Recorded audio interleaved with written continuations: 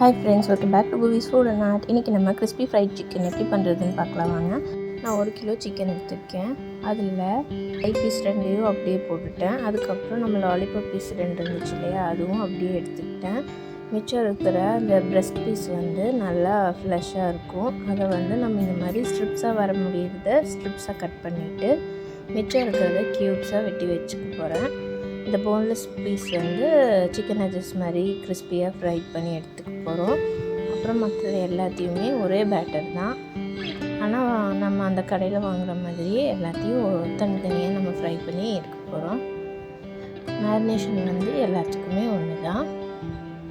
நான் க்யூப்ஸை கட் பண்ணிட்டு எல்லாத்துலேயுமே போன்ஸ் ரிமூவ் பண்ணியாச்சு. நம்ம அந்த சிக்கனில் 3 டேபிள் ஸ்பூன் அளவுக்கு ginger garlic paste, chilli powder வந்து 2 tablespoon, garam masala 2 tablespoon, pepper 1 spoon, salt தேவையான அளவுக்கு ஆல்ரெடி 1 கப் தயிர் ஆட் பண்ணியாச்சு. இப்போ மறுபடியும் இன்னொரு கப்பு சேர்த்து நல்லா கலந்து விடணும்.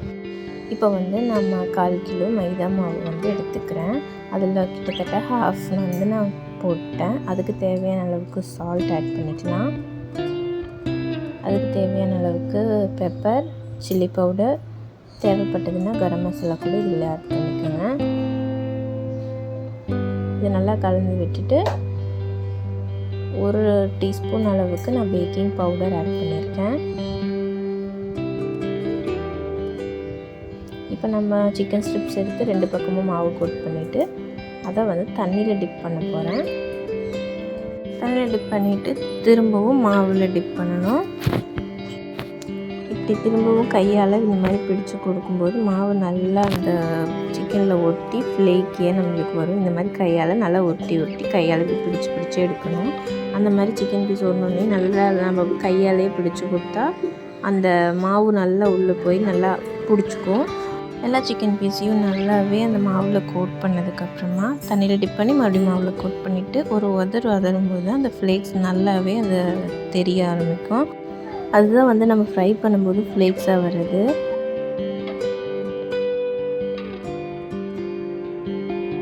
இப்போ நான் தை பீஸ்க்கு இதே மாதிரி எடுத்துக்க போகிறேன். தை பீஸ் மட்டும் 2 தடவை ஃப்ரை பண்ணி எடுக்கணும். ஃபஸ்ட் ஃப்ரை பண்ணிவிட்டு எடுத்து வெளியில் வச்சுருங்க. அப்புறம் மறுபடியும் 1 நிமிஷம் ஃப்ரை பண்ணி எடுத்தால் நல்லா உள்ளே வந்து ஜூஸியாக குக் ஆகி வரும். இன்னொரு 1 நிமிஷம் போட்டு எடுத்தால் நல்லா குக் ஆகி வந்துடும். இது வந்து தை பீஸ் செகண்ட் டைம் ஃப்ரை பண்ணிகிட்ருக்கேன். மற்ற ஸ்ட்ரிப்ஸ் எல்லாம் வந்து புதுசாக போட்டது. இப்போ இந்த ஃப்ரை ஆகும்போது பாருங்கள் நல்லா ஃப்ளேக்கியாக நல்லா வெளியில் தெரியுது. இது வந்து உள்ளே சாப்பிட ஜூஸியாகவும் வெளியில் நல்லா கிறிஸ்பியாகவும் டேஸ்ட்டாக இருந்துச்சு. இது கூட மைனஸ் வச்சு சாப்பிட்டா செம்மையாக இருக்கும்.